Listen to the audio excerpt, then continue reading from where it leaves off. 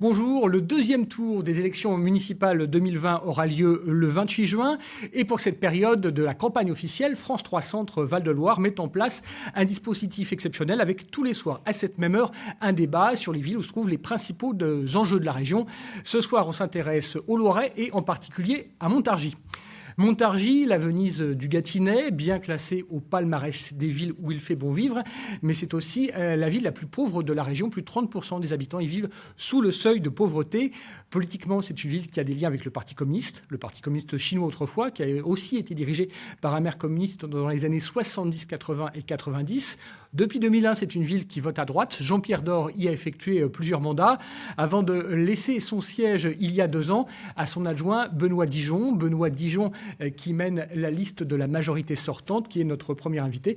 Benoît Dijon, vous menez une liste soutenue par LR et l'UDI. Face à vous, Bruno Notin, conseiller municipal sortant. Vous menez une liste soutenue par le Parti communiste, par la France insoumise et par Génération.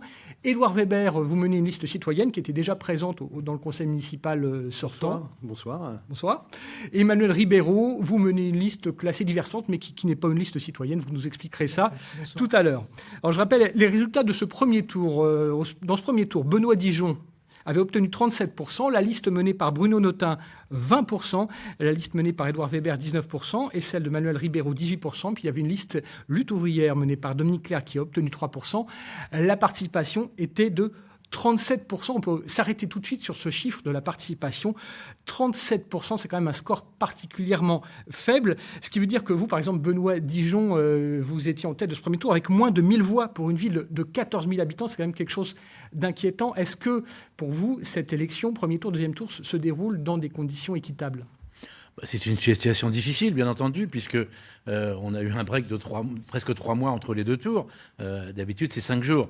Donc la chose n'a pas pu se rétablir. C'est vrai que les annonces du président de la République, la veille du premier tour, ont maintenu beaucoup de personnes âgées chez elles. Et je crois que toutes les listes qui sont ici en ont pâti. Cette baisse de la participation a été quand même quelque chose d'étonnant. C'était déjà pas fameux avant. Et là, vraiment, je crois qu'on a décroché le pompon en matière de participation avec si peu de votants. C'est tout à fait dommage. Et on va essayer d'inciter les Montargois à revenir voter, mais ce problème est national, puisqu'on a vu que les perspectives n'étaient pas très bonnes en France. Malheureusement, il semblerait que, d'après ce que j'ai cru lire dans la presse, les électeurs ne semblent pas très motivés pour se déplacer à nouveau.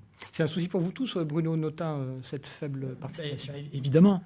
C'est la responsabilité du gouvernement que d'avoir maintenu un premier tour d'élection en même temps qu'il annonçait le confinement de tout le pays. En plus des risques qu'il a fait prendre aux candidats, aux militants, etc. Après, oui, évidemment que notre liste, elle a subi peut-être encore plus les effets de l'abstention, puisqu'on fait nos meilleurs résultats dans les bureaux de vote où il y a le plus fort taux d'abstention, avec un taux qui sera encore accru par rapport au premier tour de la municipale 2014. Après, moi, j'invite Benoît Dijon à mettre les panneaux d'affichage partout dans la ville, puisqu'il les a supprimés. Il a supprimé les 3/4 des panneaux d'affichage. Donc il y a des quartiers entiers qui n'ont plus le moindre panneau d'affichage avec les affichages des candidats. Donc ça serait bien que rue de la Sirène, rue de Crobouron remettent tous les panneaux au moins pour que les habitants puissent bien prendre conscience de l'enjeu et des élections. Vous savez très bien que ce problème est un problème qui est lié au préfet. C'est un arrêté préfectoral qui recommande en général d'avoir un panneau par lieu de vote. C'est vous qui avez fait la proposition. La ville de Chalais, juste à côté de nous, a 11 panneaux, monsieur. Et il y a 6 panneaux, ce qui fait qu'on est à 50% au-dessus. Il y en a 11 à Chalais. Il y a d'autres méthodes maintenant pour communiquer. Il y a aussi celle-là. Celle de l'affichage en études. Maintenant, il y a beaucoup de méthodes modernes, dans la télévision, l'Internet, le phoning, les visites forcées, monsieur Notin, le matin chez les citoyens aussi. Hein, quand vous frappez chez les gens, c'est aussi des méthodes que vous utilisez. Nous, on ne les utilise pas, mais chacun regarde midi à sa porte. D'autres méthodes pour faire campagne, Monsieur Weber, vous qui revendiquez une nouvelle façon aussi de faire la politique, est-ce que ces conditions très particulières vous obligent à trouver des nouvelles méthodes? J'ai entendu le chiffre que vous avez prononcé, effectivement, 65% d'abstention à Montargis. C'est un réel problème. Ça constitue véritablement le point d'ancrage de notre démarche. Nous estimons que les citoyens, de manière générale en France et notamment à Montargis, se désintéressent de la vie politique parce que justement, ils ont l'impression que leur avis, leur opinion, on n'en tient pas compte, que nos élus ne les écoutent pas. Et par conséquent, la proposition citoyenne est susceptible de remédier à ce type de situation. Nous envisageons de mettre en œuvre une politique de participative dans chaque quartier de Montargis, laisser la place à l'expression, à la participation, à la consultation, à la concertation des citoyens dans chaque quartier en leur donnant des moyens, ce qui permettra effectivement de redonner de la confiance à nos citoyens, à la fois dans les élus, mais aussi dans la vie politique locale. Et je pense que dans ce type de politique, clairement, le taux de participation va s'élever parce que les gens se sentiront beaucoup plus concernés. Alors, les méthodes citoyennes, pour le coup, ce ne sont pas forcément les vôtres, Monsieur Ribeiro, mais peut-être que vous êtes intéressé par le sujet et que vous pouvez aussi revenir sur les conditions dans lesquelles vous faites campagne, parce que vous n'êtes pas encore exprimé là-dessus. Alors, effectivement, je déplore le taux de participation si faible. Je déplore effectivement que le gouvernement ait maintenu ces élections tout en mettant en place le confinement, ce qui a donné lieu à des élections qui n'ont pas vraiment de sens. Maintenant, c'est vrai qu'on a des outils pour faire campagne. J'ai quand même été alerté, moi aussi je rejoins M. Dijon là-dessus, sur M. Notin qui fait de réelles visites chez les gens, et alors que c'est illégal, c'est interdit, qui fait courir des risques aux personnes âgées dans ces quartiers. Maintenant, pour le deuxième tour, il va falloir effectivement essayer de mobiliser, même si c'est pas simple, parce que 3 mois se sont passés, parce qu'il faut vraiment avoir envie d'y retourner. Mais ça va être important. On peut pas rester comme ça. Il va falloir vraiment que chacun ait le courage d'aller donner son avis. On peut pas laisser choisir le maire de Montargis ne peut pas être choisi simplement par un taux d'abstention. Vous faites courir des risques à la population, Bruno Notin, puisque votre méthode est mise en cause? Mais absolument pas. Enfin, je veux dire, alors les gens qu'on connaît, et puis j'en vois très peu, et puis on fait surtout nous sur réseaux sociaux, on fait tout, surtout sur une tract classique comme Monsieur Dijon, qui a distribué un tract, Monsieur Weber. Ça, je pense que c'est un faux procès. Hein. Franchement, je vais vous dire ce qu'il fait, parce que j'ai la sœur d'un de mes colistiers qui a été réveillée hier matin à 9h, elle travaille la nuit, et boum, boum, boum, hier matin rue à de 9h l'Europe, ou avant-hier, boum, boum, boum, c'est moi, Monsieur Notin, qui vient vous voir. Alors, Monsieur Dijon achète un port à 10 millions d'euros. Voilà. Monsieur Dijon, hier matin à 9h, j'étais au travail. Vous pourrez le vérifier. Vous pourrez tous les jours de la semaine. Vous êtes venu cette semaine et vous avez réveillé. Donc vous pourrez vérifier, j'étais au travail, Monsieur Dijon. Bon. Et on a appris ça par la bande, c'est pas du Oui. tout. Mais je vous en veux pas, c'est votre méthode. On connaît le Parti communiste et ses méthodes. Et vous êtes tout à fait dans la tradition. C'est un thème récurrent de nos débats. Les candidats s'observent beaucoup les uns les autres pendant cette campagne pour rapporter ce que fait chacun. Quelqu'un qui me dit qu'il a été réveillé par M. Notin. C'est impossible, je travaille tous les jours. Bon, on vous donnera le témoignage. Voilà, tous les jours je suis au travail. Donc à 9h du matin, je ne peux pas être au travail et au porte-à-porte. Alors, on est avec ce problème de participation et d'intégration des citoyens à la politique municipale. Il y a un thème, effectivement, que vous portez dans vos listes citoyennes, mais qui a surgi dans cette campagne de 2020 beaucoup plus qu'en 2014. C'est effectivement la question des budgets participatifs, l'intégration des citoyens, de plus en plus de débats dans les quartiers. Est-ce que vous en reprenez un peu à votre compte, Monsieur Dijon? Est-ce que pour vous, il y a quelque chose à retenir de ces propositions? Alors, dans les grands travaux, les grands chantiers qui sont proposés, il y a des présentations. Ça a été la caserne Gudin avec l'agglomération, ou les travaux Belle-Manière République dans le cadre de l'opération de restructuration territoriale, l'ORT dans le cadre du cœur de ville. On a effectivement été amené à présenter les projets à la population. Il y a eu des affichages, il y a eu des campagnes Internet, il y a eu des expositions, il y a eu des réunions publiques. Donc les gens sont informés, mais ils font confiance en général à l'équipe, puisque quand on est élu pour un programme, ce programme, alors la différence avec les citoyens, c'est que les citoyens se réunissent pour décider ce qu'ils vont faire, mais ils font jamais rien, tandis que nous, on propose des choses qui vont être prises ou pas. Et quand on est élu, on se sent mandaté pour continuer une action qui a été menée. Voilà, c'est un petit peu la différence, hein. Ces dimensions participatives, elles vous rapprochent un petit peu, vous trois. Il y a quelque chose de ça dans chacun de vos programmes, mais en particulier dans votre liste, M. Weber. Ouais. C'est le fondement de notre démarche depuis 2014, même avant, 2013. On a lancé donc cette démarche parce que justement, nous étions insatisfaits par ce que vient de décrire M. Dijon. À l'époque, c'était la rénovation du quartier nord de Montargis. Nous l'avons sollicité, on nous étions réunis à une vingtaine et nous avons proposé un certain certain nombre de choses, notamment l'implantation d'une piste cyclable reliant la gare au centre-ville. Et pendant un an, on a été de réunion en réunion, on nous faisait miroiter des choses, et puis finalement, rien du tout. De cet état de fait est née la liste citoyenne, parce que nous estimons qu'un élu doit avoir un contact avec ses citoyens, et c'est l'essentiel. Et écouter les citoyens et leur permettre effectivement de mettre en œuvre les projets citoyens. C'est ça la démarche de l'élu et l'essentiel de l'élu. Et donc, vous faisiez allusion aux grands projets d'urbanisme, etc. Dans le cadre d'une rénovation, d'un réaménagement de quartier, il est impératif de solliciter les usagers, les habitants, les commerçants. À l'heure actuelle, on est en train de travailler sur la rénovation, la réhabilitation de la place de la République en plein centre-ville. Les appels d'offres ont déjà eu lieu. Bien malin qui peut dire s'il y aura des pavés, bien malin qui peut dire s'il y aura des points d'apport volontaires, c'est mini-déchetterie à ciel ouvert, bien malin qui peut dire s'il y a des feux à deux part et d'autre pour la circulation. On navigue à vue totalement et on découvre ce qui se passe une fois que les travaux sont terminés. C'est une démarche qui n'est pas la nôtre. Nous souhaitons effectivement associer les citoyens à cette démarche pour que chacun puisse y trouver son compte, participer, élaborer dans le cadre d'une démarche consensuelle. Cela a été fait, M. Weber, ça a dû vous échapper. Sans doute, mais je suis quand même bien informé. Vous habitez à la gare, c'est vrai que vous n'êtes pas dans ce quartier-là. Oui, mais je suis quand même bien informé, ancien conseiller municipal, et on a 3 conseillers municipaux. Je peux vous dire qu'ils ne sont pas vraiment au courant de savoir si le point d'apport volontaire il sera au milieu de la place de la République, ce qui d'ailleurs risque de modifier les équilibres au niveau du marché, ou ailleurs. J'en sais rien. Bon. Alors ces sujets qui concernent la vie quotidienne des citoyens, on va y revenir dans le cœur de ce débat, mais avant ça, quand même une précision sur les questions d'appartenance politique et d'alliance. Parce que si vous êtes 4 sur ce plateau ce soir, vous auriez pu être 2 ou 3. On sait que les discussions... Moi, je voudrais quand même répondre sur la démocratie participative. Oui, alors dites un mot sur la démocratie participative, et après on fera le point sur les actes. Oui, parce que nous, ça fait depuis 2008 qu'on propose les budgets participatifs, qu'on propose les conseils de quartier dotés de moyens réels. Avec budget participatif, ça veut dire qu'une part du budget d'investissement de la ville est consacrée aux budgets qui sont décidés, votés directement dans les conseils de quartier. Donc ça, c'est une démarche extrêmement importante. Les comptes rendus de mandat, un grand débat public dans la population montargoise sur le budget, des référendums d'initiatives locales. Donc ça, nous, on est au cœur de ce projet-là depuis fort longtemps. Et tout ça, ça doit aller en équilibre. Il faut revivifier la démocratie représentative par la base, par les propositions et par l'implication des citoyens. Puis après, il y a aussi la responsabilité politique de présenter un projet, puisqu'on a été élu pour ça. Donc c'est un équilibre à trouver entre la démocratie représentative et la démocratie directe qu'on a dans les quartiers. Alors, ces méthodes participatives auraient pu rassembler vos 2 listes. On sait qu'il y a eu discussion entre certaines listes, notamment entre votre liste, M. Weber, et celle de M. Netin, et celle de M. Ribeiro. Finalement, aucun accord n'a pu être conclu.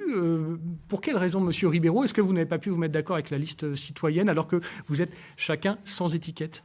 Alors on est effectivement chacun sans étiquette, mais on n'a pas la même méthode. On parle de démocratie participative et moi je suis pour de la concertation, je suis pour plus de concertation, mais en même temps il ne s'agit pas de piloter au radar, quoi. C'est-à-dire qu'on doit avoir aussi des programmes, des projets pour les 6 ans ou même pour les 12 ans qui viennent dans le cadre de très gros projets.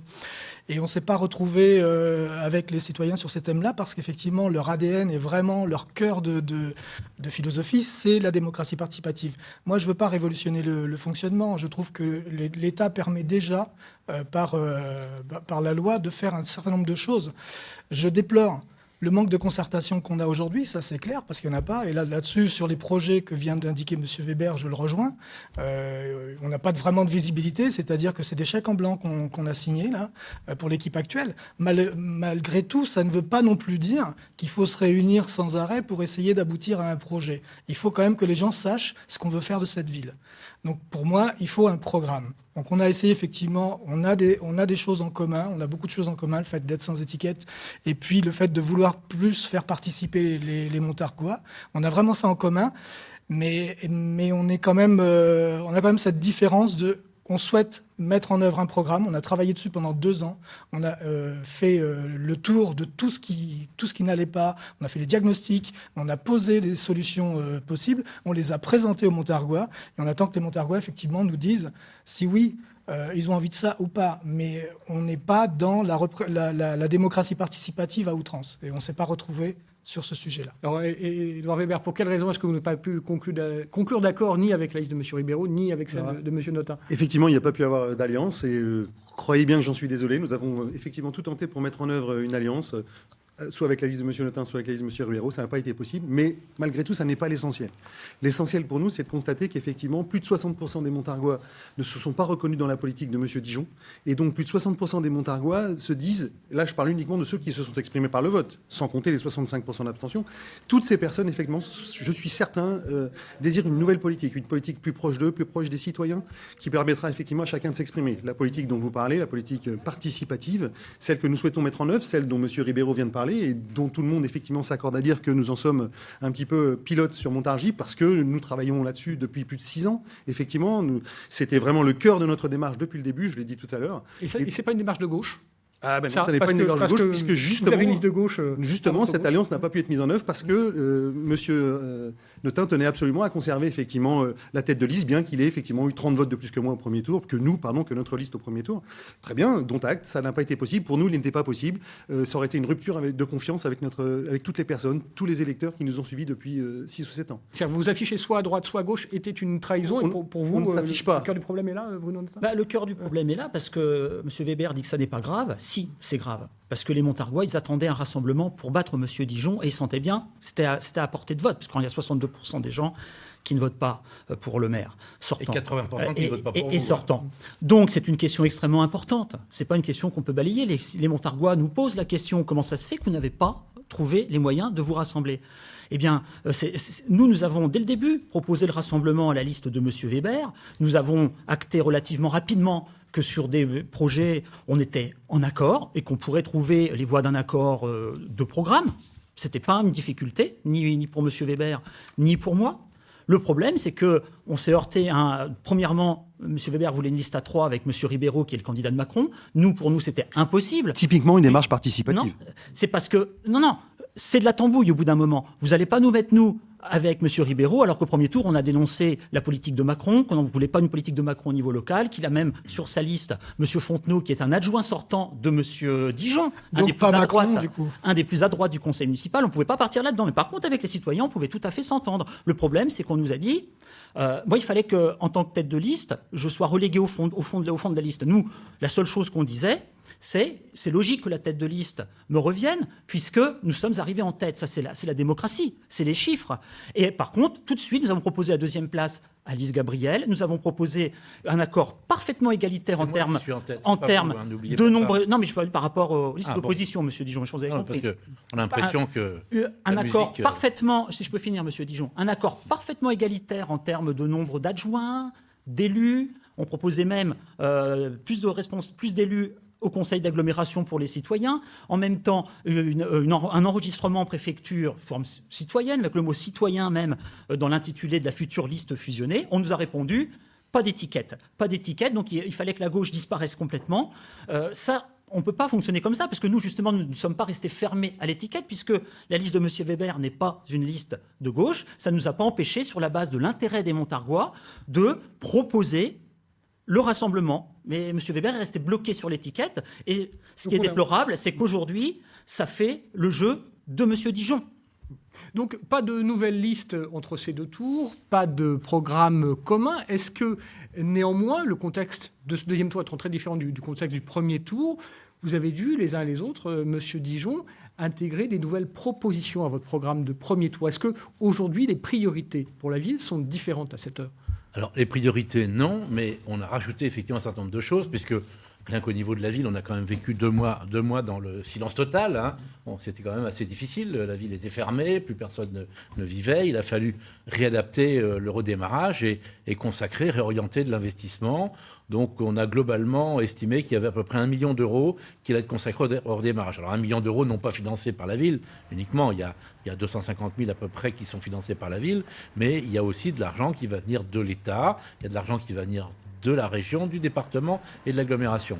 Alors, c'est réorienté vers le CCS. On a mis une enveloppe de 100 000 euros qui sera dépensée principalement cet hiver, au moment où les familles vont avoir besoin d'un coup de main beaucoup plus important, puisque là, on est encore dans l'effet de la suite de l'aide qui a été donnée. Excusez-moi, ça c'est ce que vous faites en tant que maire sortant, ou c'est votre programme de candidat?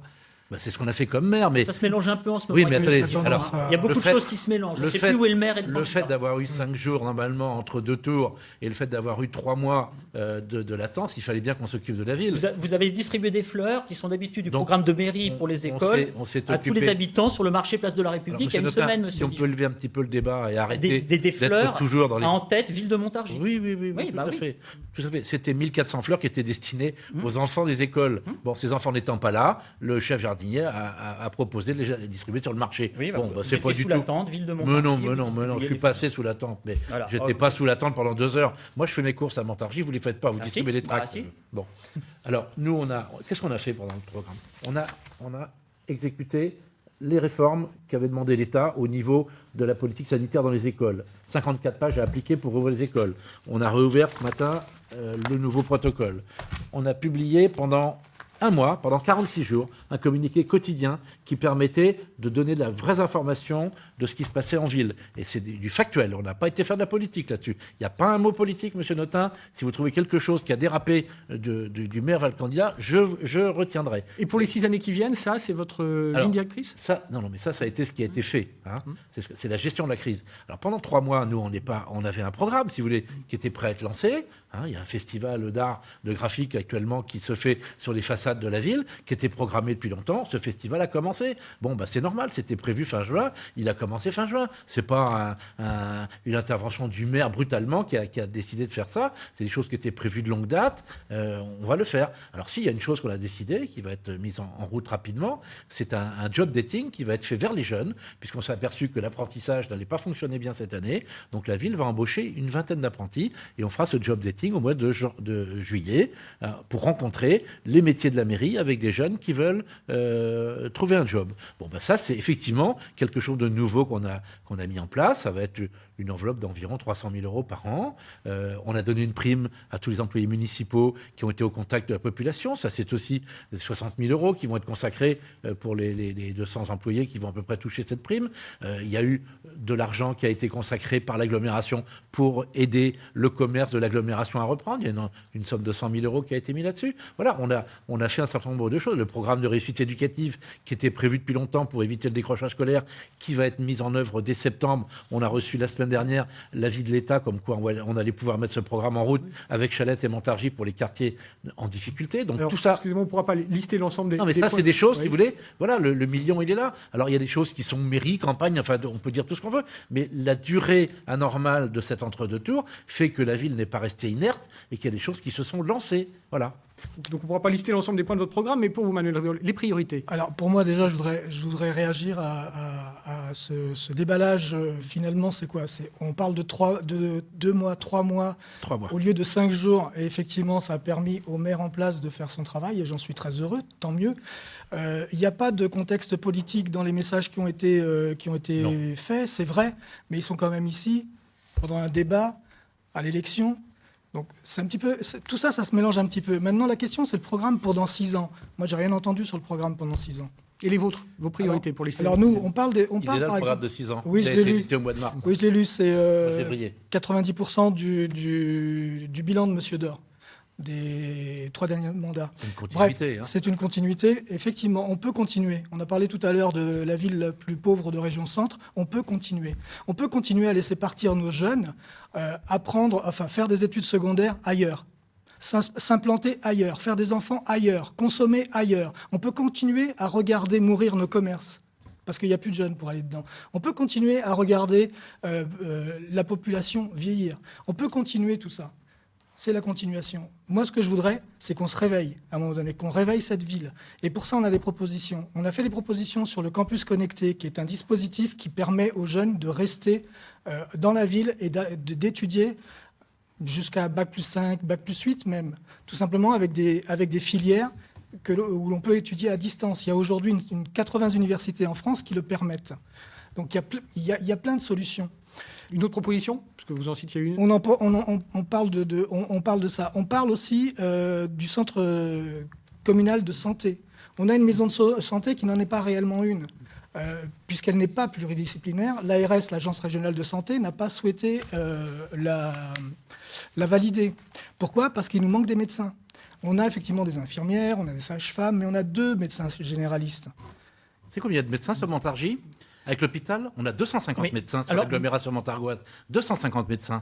Alors, c'est certain qu'au niveau des généralistes, il y a un problème, mais il ne faut pas me dire qu'on manque de médecins. Le manque de médecins, Monsieur Dijon, les généralistes. Je pense qu'il faudrait demander aux Montargois Montargoises... parce qu'il n'y a plus de médecins dans les campagnes autour, mais le centre-ville, l'agglomération de Montargis et l'hôpital font 250 médecins à peu près. Enfin, là, monsieur Dijon est obligé de tout mélanger, puisqu'il y a 3 fois moins de médecins dans le Montargois par rapport à la moyenne nationale. Nous sommes devenus un véritable désert médical, monsieur Dijon, et je trouve ça déplorable que vous ne vouliez pas reconnaître... Non. c'est pas 250 médecins. On est un vrai désert médical depuis longtemps. C'est pour ça que nous, le cœur de notre proposition, depuis maintenant 10 ans, depuis fin 2010 qu'on le fait, c'est un centre de santé public municipal avec des médecins qui sont salariés. On y pratique le tiers payant, les habitants n'ont pas d'argent avancé, et l'interdiction des dépassements d'honoraires. Notre proposition est tellement bonne, comme à Chalette, et contrairement à ce que vous... Non, monsieur Dijon. Chalette est aujourd'hui fait davantage de choses pour les Chalettois, puisqu'ils sont obligés de rattraper le travail que vous ne faites pas bien à Montargis. Ils sont obligés, ils accueillent tout le monde. Et au bout d'un moment, ils étaient complètement saturés. Parce qu'un centre de santé publique municipal avec des médecins salariés, évidemment, ça marche, ça fonctionne. Malheureusement, ça répond à tellement de besoins dans l'agglomération qu'ils ont été obligés de faire le travail à votre place. Et votre maison de santé que vous aviez construite justement pour contrer notre proposition de centre de santé publique ne marche pas. Vous n'avez même pas de financement de l'ARS. Vous avez 2 médecins, c'est-à-dire que vous avez offert des locaux de neuf, mais vous n'avez pas...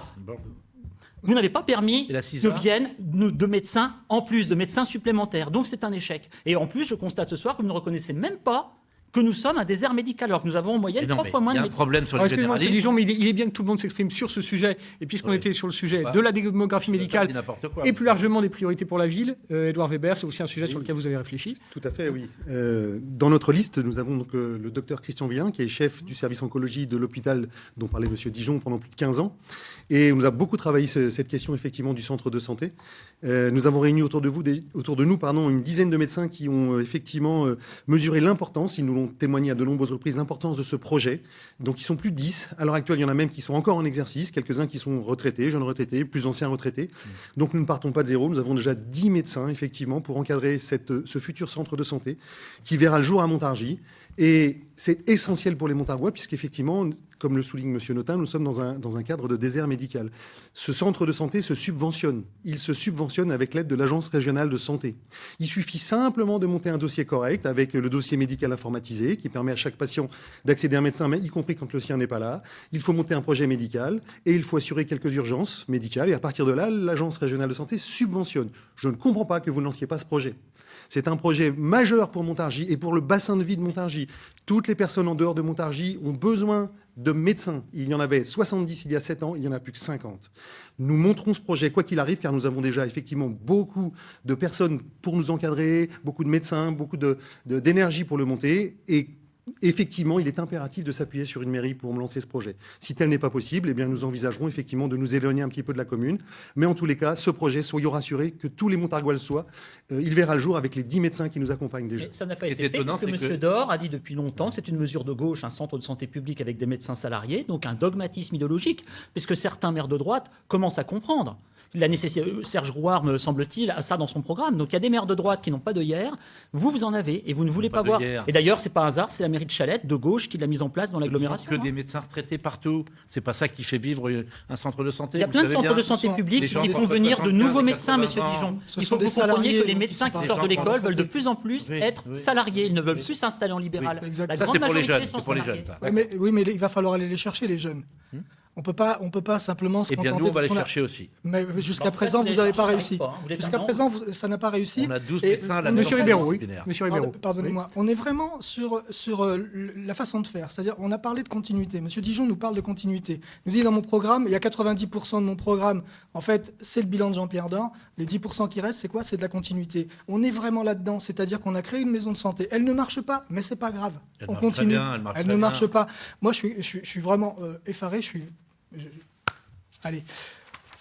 Je veux que chaque Montargois se pose la question, s'il vous plaît. Non, je ne dis pas n'importe quoi. Que chaque Montargois se pose la question de ce qu'il a entendu il y a 5 minutes, à savoir, on n'a pas de problème de médecin dans le Montargois. On n'a pas de problème de médecin à Montargis. Montargis est la ville-centre d'un territoire qui s'appelle le Gâtinais. Et à la campagne, il n'y a plus aucun médecin. Vous le savez très bien. Donc tout le monde vient au centre de l'agglomération. En campagne, à Saint-Germain, par exemple, il y a... Oui, il y a quelques médecins, mais la plupart du temps, il n'y a pratiquement plus de médecins. Montargis est un vrai désert. Le Montargois est un désert et Montargis aussi. Les médecins qui sont à Montargis dans la maison disciplinaire, pluridisciplinaire... Elle n'est pas pluridisciplinaire. Je vous ai lu... qui n'est pas pluridisciplinaire, qu'est-ce que ça veut dire? Il y a 2 gynécologues, une sage-femme, 2 infirmières, 2 généralistes, un ostéopathe, un stomatologue, 2 podologues. On va peut-être pas faire la liste complète de tous les spécialistes. Je ne suis pas certain que ce soit essentiel de Mais faire ça, cette c'est la liste. pluridisciplinarité. En revanche, je ne suis pas certain que ce soit essentiel de faire cette liste où vous signifiez effectivement qu'il n'y a que 2 généralistes et 2 gynécologues qui arrivent directement de l'hôpital, même si la compétence est réunie.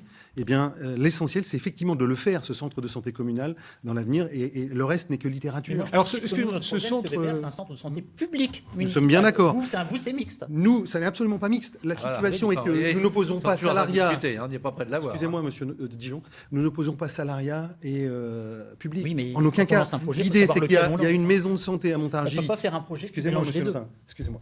Il y a à l'heure actuelle une maison de santé avec effectivement un certain nombre de médecins libéraux. Eh bien, cette structure va continuer de vivre, évidemment. À côté de ça, nous montrons un centre de santé qui, lui, effectivement, sera communal. Et les 2 structures pourront vivre en parallèle. Et il faut respecter, effectivement, le positionnement de ces jeunes médecins qui vont arriver, qu'il faudra payer correctement pour les faire venir. Effectivement, c'est nécessaire et indispensable. Et on les accompagnera avec les 10 médecins qu'on a réunis, qui acceptent de les soutenir. Ce centre de santé, certains d'entre vous souhaitent le mettre, notamment dans la caserne Gudin. La caserne Gudin, qui est une grande friche au milieu de la ville, pour laquelle différents destins sont possibles.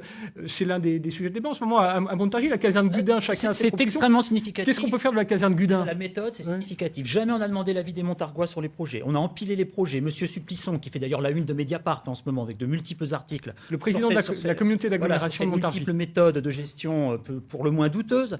Monsieur Supplisson nous a aligné des tas de projets dans tous les sens, dont jamais les Montargois n'ont entendu parler. Jamais une réunion pour partir de la base, pour demander aux Montargois quels sont les projets qui vous semblent prioritaires. Voilà, jamais ça n'a été fait. Nous, simplement, ce que nous proposons dans cette caserne, ça serait une maison des associations. Il n'y en a pas à Montargis. Ça serait le centre de loisirs pour les jeunes, puisque les enfants sont obligés d'aller systématiquement dans les écoles. Ça serait par exemple un IUT, un établissement d'enseignement universitaire, et non pas un campus connecté, parce que ça, on l'a vu aussi, monsieur Ribeiro, pendant le confinement, que les visioconférences, etc., toutes ces choses à distance, ça crée des inégalités. Les professeurs vous le diront tous, on a besoin physiquement d'être avec des élèves, parce que l'enseignement, il ne peut pas se faire de façon abstraite et distante à chaque fois. Ça, c'est des choses à la mode chez monsieur Macron, mais le physique, les moyens humains pour enseigner directement, on en a besoin, un véritable IUT à Montargis. On devrait le faire là. Du logement mixte, et notamment des maisons dans le logement social avec des jardins, un peu de terrain, on n'en a pas. Les familles avec enfants sont obligées de partir. Donc voilà, toute une série de choses qu'on pourrait faire dans cette caserne au service de la population. Mais on ne peut même pas en discuter. Mais après, nous, c'est des propositions. Si demain on est aux manettes, qu'est-ce qu'on dira? D'abord, on va faire des réunions pour voir ce que les Montargois ont dans la tête et leurs priorités, et pas sortir des choses du chapeau, en plus des projets souvent assez pharaoniques qui vont se chiffrer dizaines de millions d'euros. Donc pour la caserne Gudin, donc on a vos propositions. 7600 mètres carrés de terrain qui ont quand même été offerts à l'euro symbolique à Next City par M. Supplisson, quand même. Vos propositions pour la caserne Gudin, Manuel Ribeiro? Alors, pour la caserne Gudin, je pense qu'effectivement, il faut partir du besoin réel des Montargois et pas simplement faire... J'entends par exemple une résidence senior, pourquoi pas? Très bien. Mais quand j'entends en même temps qu'on va mettre une salle de spectacle juste à côté, je me dis, mais les voitures qui vont démarrer à 23h le soir au pied de la résidence senior, il y a quelqu'un qui s'est posé la question de savoir si c'était vraiment la bonne solution ou pas? Par contre, effectivement, avoir une salle de spectacle, on en a besoin. Est-ce que c'est à Gudin qu'il faut la mettre ou pas? Je ne sais pas. Gudin ne doit pas non plus être un fourre-tout. Ce n'est pas simplement parce qu'on a de la place qu'il faut tout y mettre. Il y a aussi un enjeu sur les réalités, les vrais besoins, et puis ce qui fonctionne ensemble et ce qui ne fonctionne pas ensemble. C'est un fourre-tout, Benoît Lijon, ce que vous voulez faire la caserne Gudin? Non, mais comme je vois qu'ils sont tout à fait d'accord, le programme est trouvé, c'est l'heure qu'on va appliquer, certainement. Bon, nous, on a fait des propositions. Il y a eu un concours d'architectes qui a été fait sur les possibilités de Gudin. Ça a été exposé à la population. Il n'y a aucune décision de prise actuellement. Il y a 3 choses qui sont en cours, effectivement. La vente à une société Next City pour faire une résidence pour personnes âgées qui est demandée sur Montargis. Et la deuxième chose, c'est une infirmerie pour une association Abbé Pierre qui va se faire effectivement pour des soins aux gens SDF, et un troisième avec une structure d'accueil pour les familles en difficulté. Sorti de tout ça, il reste énormément de place, tout est ouvert. Le président du département a proposé de transférer le collège du Chinchon là-bas. Est-ce que c'est une bonne solution ou une mauvaise? Je ne vais pas faire ma religion là-dessus. Et puis on en parlera. Ça sera un sujet très ouvert dans les années qui viennent. C'est une friche de 5,5 hectares à aménager entre Amilly et Montargis. Je vous rappelle qu'il y a une partie sur Amilly quand même. Le maire d'Amilly a sa voix au chapitre. Puis c'est l'agglomération qui finance aussi, parce que c'est une propriété de l'agglomération.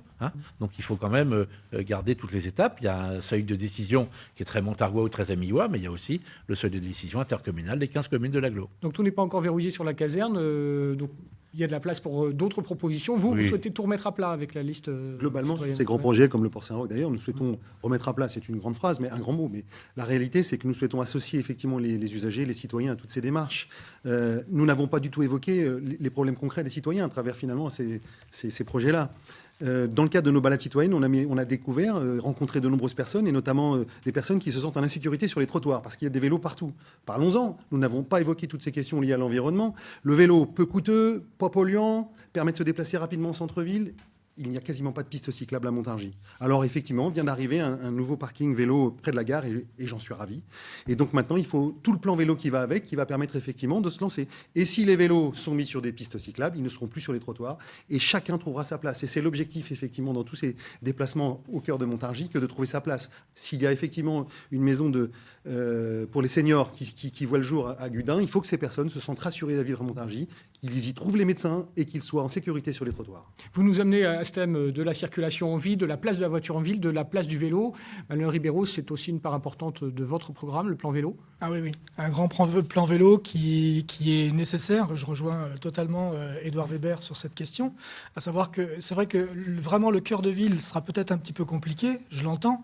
Ce sont des rues parfois étroites et très compliquées, mais on a des avenues fabuleuses qui permettent d'avoir de la place, et ça n'a pas été fait. Quand justement l'avenue de Gaulle a été refaite, on a fait des contre-allées, il n'y a pas de piste cyclable. C'est des zones de rencontre de 20 km/h sur laquelle le code de la route dit que ce sont des zones de rencontre. Ce sont des zones de rencontre. Les vélos, ils sont accueillis comme les piétons. D'accord. D'où le danger dont je parlais. On revient au danger. Quand on prend, avec votre gare, vous, quand on reprend, par exemple, l'avenue pas l'avenue d'Antibes, puisqu'elle est sur Amilly, pardon, mais la rue Coquillet qui redescend, on a de très très grands trottoirs larges qui sont complètement à refaire. Il faut absolument faire une place à une voie douce et à des pistes cyclables pour pouvoir descendre et remonter. Et il y a plein d'endroits où on peut les faire. Il faut absolument faire quelque chose d'important là-dessus. On a quand même la sécurisation des vélos. Oui. On parlait de la gare, il faut en mettre aussi en centre-ville. Il faut qu'on entende aussi, il nous reste 3 minutes d'émission, donc je vous demanderai à partir de maintenant d'être le plus synthétique possible sur la circulation en ville, les vélos. Oui, bien sûr. Nous avons d'ailleurs signé l'accord avec l'association Vélo. Nous étions d'accord sur quasiment tous les points. Donc il faut un grand plan transport en fait à Montargis. Il faut aussi, par exemple, repenser la gratuité des transports en commun. Il faut repenser la place du vélo. En effet, trouver des grands axes qui permettent des pistes cyclables. La gratuité des transports, c'est une mesure absolument moderne. Et bien pas que ça, parce que il y a aussi la question, moi je reviens là-dessus, de la solidarité à Montargis. Il faut donner plus de moyens au centre communal d'action sociale plutôt que de lui enlever 300 000 € comme ça a été fait l'an dernier par la mairie. Il faut tout un système d'aide aujourd'hui aux populations en difficulté à Montargis. Par exemple, on aurait pu penser pendant le confinement des aides pour les personnes qui ont perdu un emploi, des chèques alimentaires, etc. Tout ça n'a pas été fait. Même la somme de 250 000 € était encore trop. Il y a ça. Et puis il y a aussi une question centrale au niveau de l'écologie, c'est la régie publique municipale agricole, où nous on propose que la ville elle produise elle-même ses fruits et légumes bio en louant. Ça fait des mois que c'est sorti, il fait toujours lire. Donc en produisant elle-même ses fruits et légumes bio pour les cantines, pour les crèches, pour les repas à domicile. Le bio à Montargis, c'est seulement 16% des repas. Avec ce système-là, avec 3 ou 4 salariés, on loue des terres agricoles. Avec ça, très rapidement, on peut arriver à 85% de fruits et légumes bio dans les crèches. Ça, c'est une mesure phare de votre programme, effectivement, que vous ne partagez pas, évidemment. Non, on n'est pas contre du tout, mais c'est illusoire. Monsieur Notin, il est dans le rêve. Ça marche à Mouan-Sartoux. Il applique des choses une ville qui a le même nombre de repas qu'ici, ça marche. Il n'y connaît rien du tout et il raconte des histoires. Alors, il nous reste 2 minutes. Qu'est-ce qui est réaliste, selon vous, en matière d'environnement ? pour l'environnement, c'est ce que nous faisons actuellement depuis longtemps, puisque la ville a fait sa mutation environnementale d'une manière tout à fait importante. Montargis, c'est quand même une coulée verte et une coulée bleue. Le loin et les canaux qui traversent Montargis, c'est quand même une réalité. Le bio à Montargis, c'est une réalité aussi, vous le savez, 16% de la cantine, vous l'avez dit. C'est pas beaucoup. Mon resto responsable, oui, mais la production, elle est à côté, et c'est le réalisme qui nous touche aujourd'hui. Les équipes sont pour trouver du bio beaucoup plus, mais on ne peut pas trouver tout ce qu'on veut. Il faut trouver de quoi nourrir 800 personnes tous les jours, monsieur Montin. Et c'est pas facile. Il y a des villes qui arrivent. De trouver. Oui, il y a des villes qui, et il y a des villes qui peuvent pas. Alors nous, on ne peut pas actuellement, pas de mais on y va, politique. on y va. Le Mon Resto Responsable, c'est une réalité. L'application des plantes mellifères et nectarifères qui sont plantées actuellement, on est passé de plus de 100 000 à 20 000 actuellement par an pour le fleurissement de la ville. C'est ça. Le paillage, c'est ça. L'éco-pâturage, c'est ça. Et ce qu'on fait pour les rivières aussi, vous le savez bien. Il doit juste à peine une minute d'émission sur ce sujet, Édouard Weber, parce que vous avez un petit temps de retard par rapport aux autres candidats sur le sujet de l'environnement. La ville de Montargis n'est effectivement pas entrée dans une démarche environnementale jusqu'à présent. Bref. Le rapport qui correspond à la rénovation énergétique des bâtiments le démontre. Il y a un grand projet à faire à ce niveau-là, on ne l'a pas abordé. La facture énergétique va augmenter de 60% dans les 10 années à venir. Il faut impérativement s'en occuper, sinon ce serait irresponsable pour les particuliers et les entreprises. Mais je voudrais juste dire que... En 10 secondes. En 10 secondes, que pour le 28, vraiment, nous avons lancé une politique. Nous souhaitons effectivement que cela change à Montargis, offrir des possibilités aux citoyens, qu'ils puissent effectivement œuvrer directement et non plus, effectivement, comme le soulignait tout à l'heure le maire en place, faire confiance à l'équipe en place. On ne pourra pas aller au bout de l'ensemble de vos programmes. Je renvoie tous ceux qui nous ont regardés vers vos sites, notamment pour avoir un peu plus d'informations. Merci en tout cas d'avoir participé à ce débat. Les débats de France 3 Centre Val-de-Loire sur les élections municipales vont se poursuivre. Lundi, à cette même heure, vous retrouverez Franck Leroy qui vous proposera un débat sur Saint-Pierre-des-Corps. Et dans quelques minutes, le journal présenté par Élodie Largenton.